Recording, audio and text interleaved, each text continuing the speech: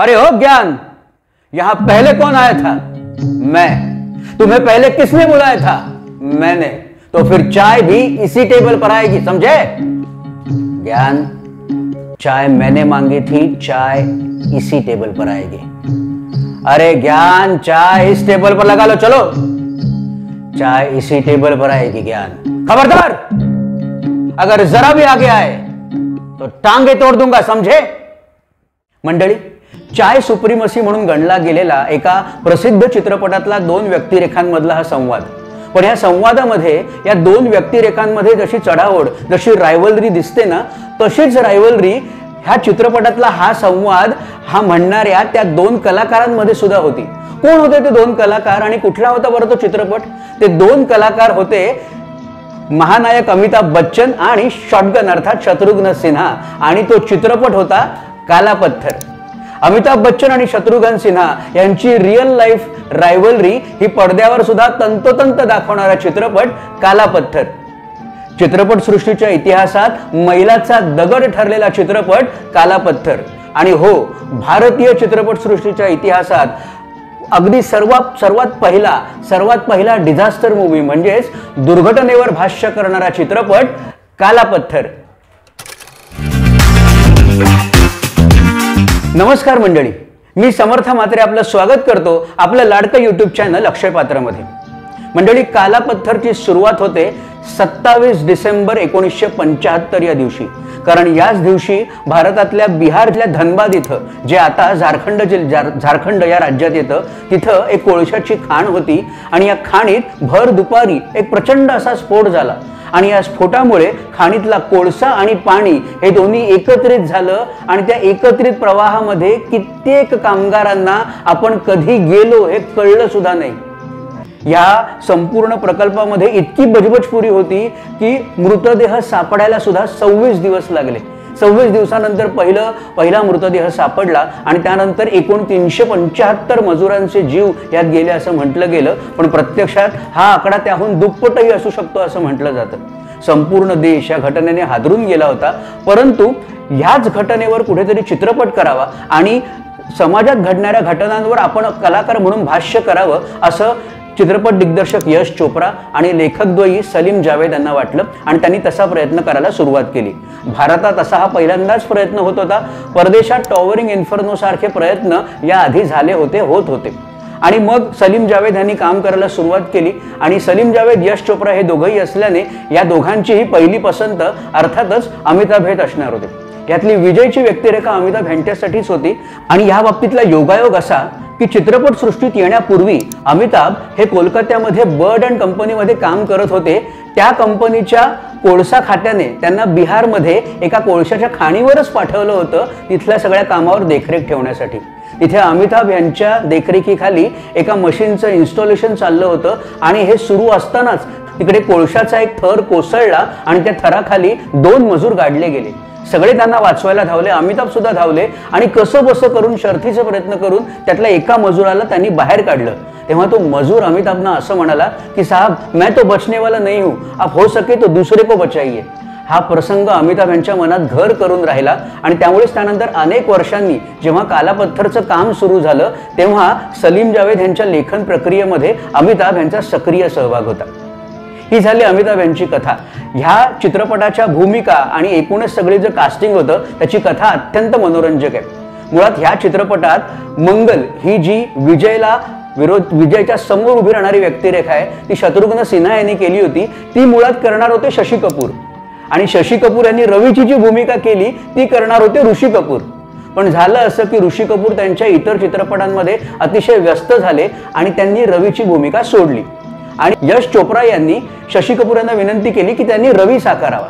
आणि मग मंगलच्या भूमिकेसाठी शत्रुघ्न सिन्हा यांना घ्यावं असं यश चोप्रांना वाटत होतं. मात्र त्याच वेळी अमिताभ आणि शत्रुघ्न सिन्हा यांची खऱ्या आयुष्यातच चढाओढ म्हणजे रायव्हलरी चालू झाली होती. त्यामुळे अमिताभ यांना कुठेतरी शत्रुघ्न बरोबर काम करायला नको असं वाटत होतं. अशा वेळी सलीम जावेद त्यांना म्हणाले की जर तुमच्यामध्ये रायव्हलरी असेल तर तीच रायव्हलरी पडद्यावर बघायला लोकांना अधिक आवडेल. आणि अशा प्रकारे त्यांनी अमिताभ यांना राजी केलं. मग त्यांनी शत्रुघ्न सिन्हा यांना सुद्धा कथा ऐकवली. ते सुद्धा काम करायला तयार झाले. अशा प्रकारे हे कास्टिंग तर झालं. त्यानंतर यातली अनिता ही जी व्यक्तिरेखा आहे ती परवीन बाबी यांनी केली हे आपल्याला माहितीच आहे। मात्र ह्या भूमिकेकरता सर्वप्रथम नाव चर्चेत होतं ते पूनम धिल्लो यांचं। पूनम यांच्या नावाला कोणाचा विरोध नव्हता, किंबहुना संमतीच होती। मात्र त्या काळी पूनम धिल्लो या वयानं अतिशय लहान होत्या, त्यामुळे त्या अनिताच्या व्यक्तिरेखेत बसल्या नसत्या आणि त्यामुळे त्यांचं नाव अनिताच्या स्पर्धेमधून बाहेर झालं। अर्थात पूनम धिल्लो यांना त्यानंतर या चित्रपटातली एक वेगळी पाहुण्या कलाकाराची भूमिका दिली गेली जरूर, पण ही भूमिका न केल्याचं शल्य त्यांच्या मनात कायम राहिलं। या भूमिकेकरता विद्या सिन्हा यांचं नाव सुद्धा घेतलं जात होतं। मात्र विद्या सिन्हा या त्यावेळी बी.आर. चोप्रा यांच्यासोबत काही चित्रपटात काम करत होत्या। बी.आर. चोप्रा आणि यश चोप्रा हे एकमेकांचे भाऊ, मात्र तरी सुद्धा त्यांच्यामध्ये सुद्धा एक प्रकारची रायव्हलरी तेव्हा चालू असल्याने बी.आर. चोप्रांच्या कॅम्पातल्या विद्या सिन्हा यांचं नाव आपोआप कट झालं आणि त्या या स्पर्धेतून मागे पडल्या। तन्नोच्या भूमिकेसाठी नीतू सिंग यांची निवड झाली, तर डॉक्टर सुधाच्या भूमिकेसाठी राखी यांची निवड झाली। अशा सर्व भूमिका झाल्या। त्यानंतर ह्या चित्रपटात एका ट्रक ड्रायव्हरची भूमिका आहे। आपल्याला ऐकून गंमत वाटेल की ही भूमिका आधी धर्मेंद्र करणार होते, सगळं फिक्स झालं होतं, त्यांनी तारखा सुद्धा दिल्या होत्या, पण नंतर धर्मेंद्र यांना असं वाटलं की या भूमिकेत मी करण्यासारखं काहीच नाही, आधीच तिघे नायक या चित्रपटात आहेत, त्यामुळे त्यांनी अगदी शेवटच्या क्षणी या चित्रपटातून काढता पाय घ्यायचं ठरवलं। मात्र जाण्यापूर्वी त्यांनी स्वतः परीक्षित साहनी यांना असं कळवलं की अशी अशी भूमिका आहे, तर तुम्ही यश चोप्रा यांच्याशी संपर्क साधावा। परीक्षित साहनी यश चोप्रांना भेटले आणि यश चोप्रा यांनी परीक्षित साहनी यांना या भूमिकेकरता मुकरर केलं।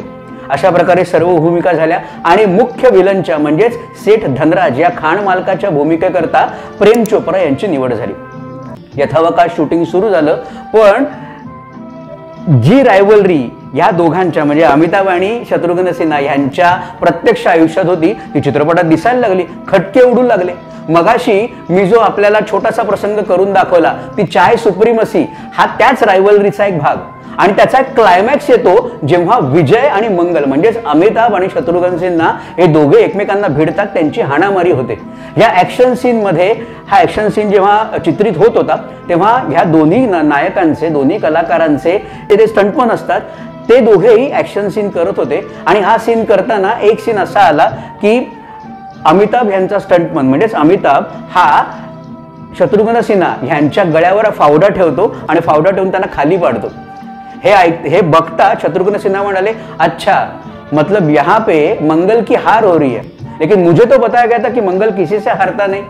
आणि अशा प्रकारे हा प्रसंग असा चित्रित करायला शत्रुघ्न सिन्हा यांनी नकार दिला।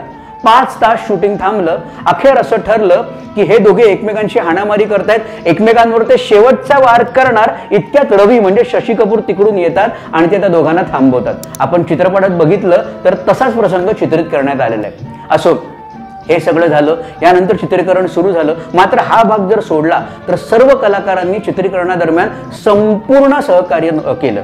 किंबहुना चित्रपटाचा जो क्लायमॅक्स आहे तो एका खाणीत शूट केला गेला, तिथे प्रचंड पाणी होतं आणि असं होतं की तो प्रसंग चित्रित करत असताना अमिताभ असोत शत्रुघ्न सिन्हा असोत ते फ्रेम मध्ये यायचे आणि पाणी त्यांना ढकलून द्यायचं आणि ते फ्रेम मध्ये दिसायचेच नाहीत। मात्र असं असूनही त्यांनी परत रिटेक दिले आणि ते सगळे शॉट्स त्यांनी ओके केले।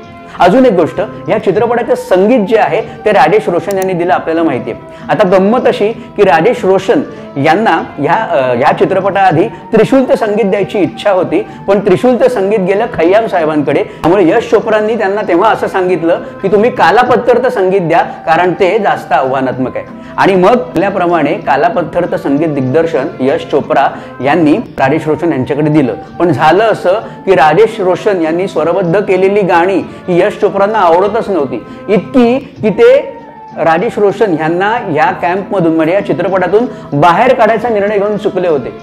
पण त्यांना दुसरा कुठला पर्याय सापडला नाही। त्यानंतर स्वतः लता दीदींनी शिफारस केली आणि त्यांनी सांगितलं की हे संगीत त्यांनाच देऊ दे।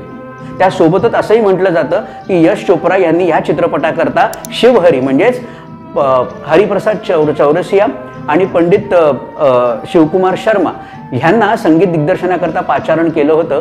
पण त्यांनी हे सांगून नाकारलं की राजेश रोशन यांचे वडील रोशन हे त्यांचे संगीतातले गुरु आहेत, त्यामुळे ते हा चित्रपट करणार नाहीत। मात्र पुढचा चित्रपट यश चोप्रांचा असेल ते नक्की करतील आणि म्हणून त्याच्या पुढच्या सिलसिल्याचं संगीत हे शिवहरी यांनी दिलेलं आहे।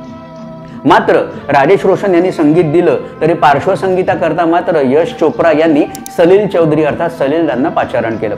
असो, चित्रपट तयार झाला, चित्रपट प्रदर्शनाला आला आणि त्यानंतर तो जेव्हा रिलीज व्हायला आला तेव्हा तो प्रत्येक टेरिटरीमध्ये आधीच विकला गेला होता. चित्रपटाची जबरदस्त हवा होती, प्रचंड प्रसिद्धी होती.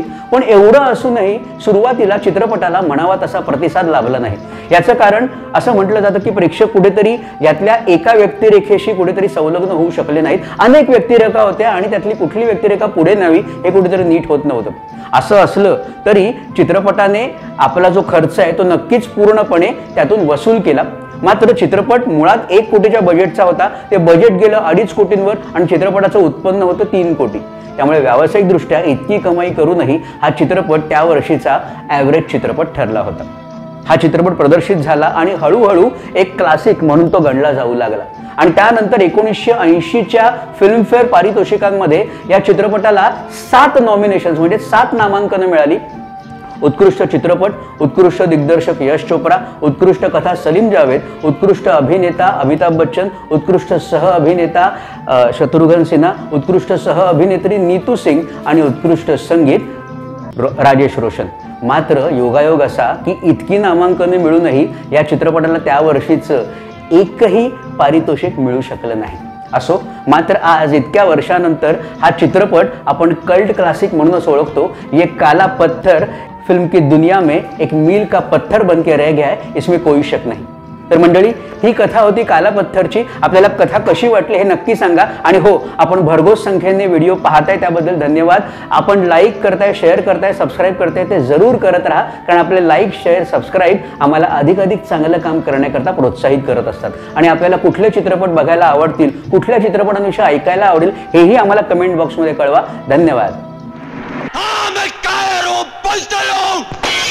एक रास्ता है जिंदगी, जो थम गए तो कुछ नहीं. एक रास्ता है जिंदगी, जो थम गए तो कुछ नहीं.